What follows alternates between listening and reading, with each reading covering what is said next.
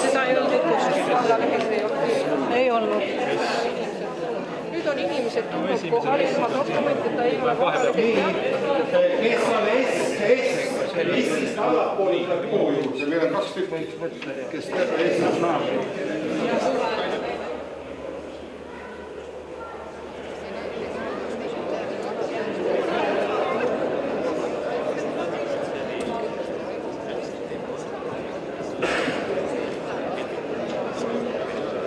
Minu nimi on Enno Selirand Viimsi vallavalitsuses.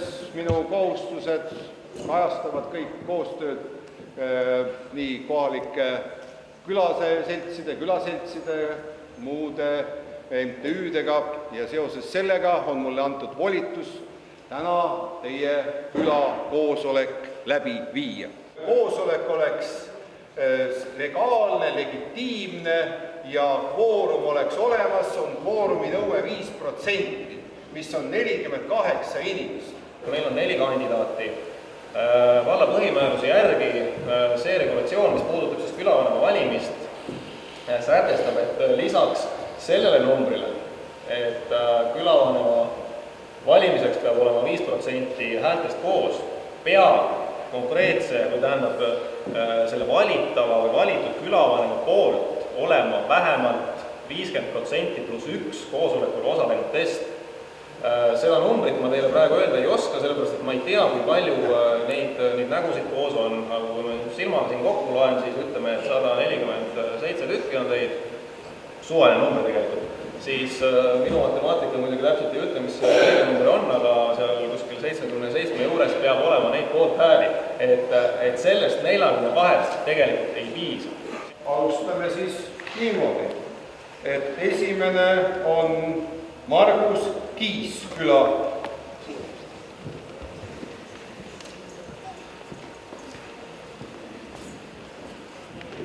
Tere, kallid Küünsiküla elanikud. Mu nimi on Margus Kiisküla ja ma olen üks külavanema kandidaatidest. Ma elan Küünsikülas Aasa-Põigus, elan seal 2006. aastast. Meil paluti täna siin rääkida oma nägemusest Küünsiküla arengust. Minu arvates on see aeg muidugi oli väga lühike, et selle jooksul saaks ette valmistada mingit väga põhjapanevat ja korralikult Küünsiküla arengukava. Seetõttu ma teeks lühidalt, räägiks mõningatest mõtetest ainult.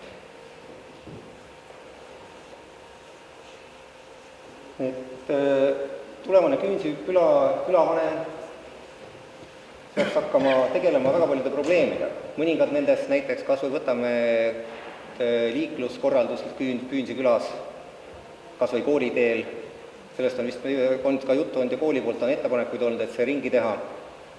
Ja ma loodan, et ei peaks juhtuma ka nii õnnetus mõne lapsega. Mina olen Rita Veskimeister, elan Küünsikülas aastast 2005. Ja miks ma leian, et ma võiksin kandideerida, tuli mul sellest, et olen ka varem sarnaste projektidega tegelenud ehk kuulunud Viimsi lasteaedade hoolekokku ja samuti tihedalt suhelt vallaga probleemsetel teemadel ja seisnud teiste inimeste arvamuste ja õiguste eest. Nagu eelmine kandidaat ütles, on minu mõtted ja arvamused paljuski samad, et esmatähtsad on meil kooliteed, rannapromenaadi puhastamine ehk siis radade rajamine ja tegemine ja samuti nende probleemide lahendamine, mis on täna tihedalt üles tõusnud nii Facebookis kui mujal internetis. Ehk mure siis sellepärast, et on planeerida rajada maantee, täna on rajatud reaalselt meie külla ehk siis küla piirile juba tehased ja need kõik on tegelikult juba tänaseks vähendanud nii-öelda siis kinnisvara väärtust ja meie kodude turvalisust. Olen Jüri Kruusvee, elan Küünsi küla tagumises otsas, see mis jääb Kalur 5 ja Rohuneme vahele. Olen selle külaga seotud aastast 1981 ja olen siin sellest ajast pidevalt elanud. 80. aastatel ma olin ka selle kalurite taguse küla külavanem, nii et ma olen selle tööga mingil määral kursis. See oli see aeg, kui me ehitasime selle küla selliseks, nagu ta praegu on.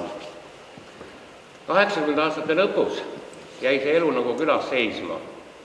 Kõik see, mida tehti selle ajani, see hakkab nüüd lagunema. See küla oleks tarvis uuesti korda teha. Siin on palju probleeme. Tähendab, esimene probleem on teine seisukord, see on kohutav. Teine probleem, mis on tänavavalgus. Praegu on niimoodi, et taskulambiga tuleb otsida järgmist valgustuslampi. Kolmas on transport.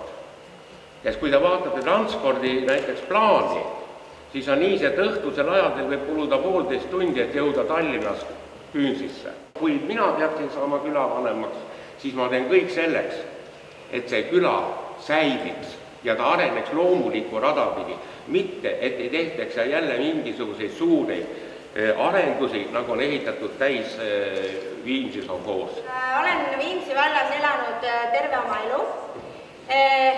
Viimased 6 aastat siis siin Püünsi piirkonnas. Hetkel elan küll esimese majana Rohunemme külas, kuid olen projekteerimisel kinnistud siis viimase majana Püünsi külas. Nii et kogu minu elu käib üldiselt siiski Püünsi külas, minu laps käib siin koolis, mu teine laps kohe alustab siin kooliteed. Täpselt samamoodi igapäevaselt vaatan ma rohkem siia Püünsi poole ja võib-olla siis nüüd tutvustan seda, et mida ma natukene olen siin Püünsi külas juba teinud ja mis minu mõtted siis Püünsi külaga on. Nagu te teate, on Püünsi külas üks tore kinnistu ja see on platsi kinnistu, kus on siis mänguväljakud. Korvpalli, jalgpalli ja tenniseväljak.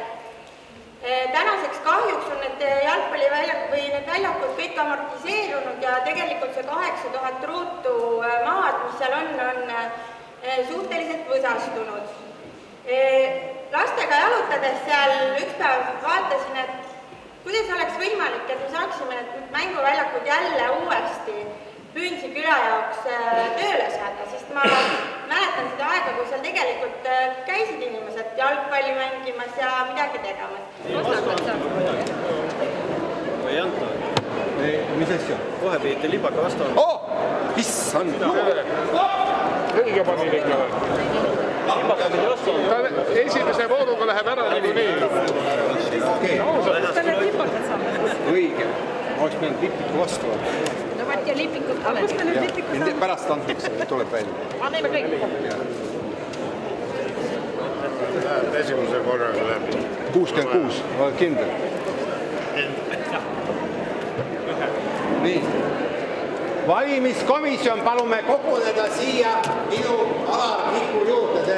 Me võtsime kõige pikema poissi, sellepärast, et tema ümber koguneda. Alar töös selja taha.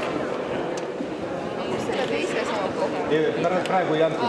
Öeldi, et pidi esimese korraga õnnestada. Sinu vist on see variant, et märk näitab,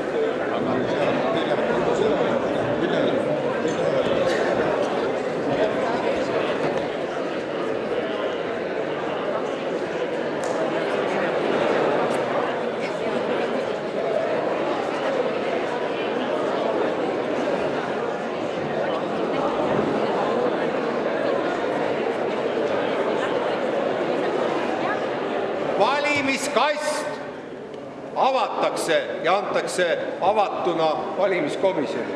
Palun, hakake lugema. Ja kaua aega.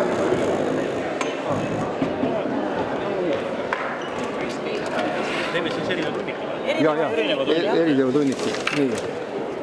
Nii. Need on ja lukk. Üks peab lugema kokku, mitte sedelit. Kuidas võetakse?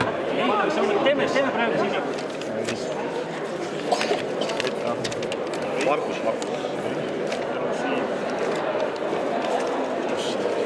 Sain väga lolli. Mainis. See oli enam-vähem teab, aga pensionid meil aplaus Rita. See summa tuleb ka õige vähe.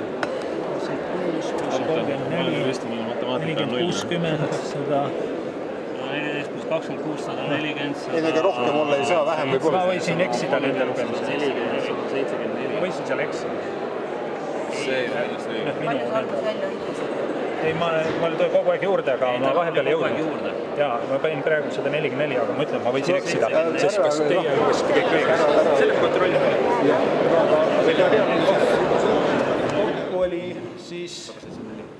Kokku oli meil siis 174 bulletäänikastis ja hääled jagunesid järgnevalt.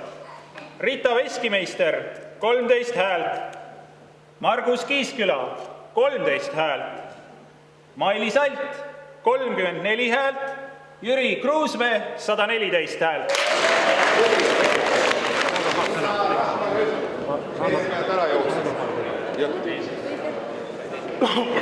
Ma tänan teid.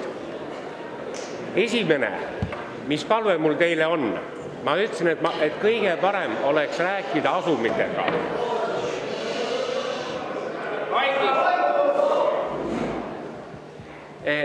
Vaadake oma asumite aktiivsed inimesed.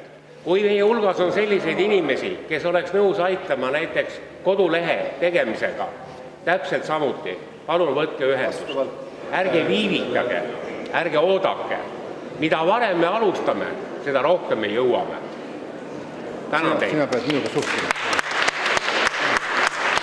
Ja nüüd on päevakorra teine punkt, muud küsimused. Kas on muid küsimusi või kõik lähevad koju?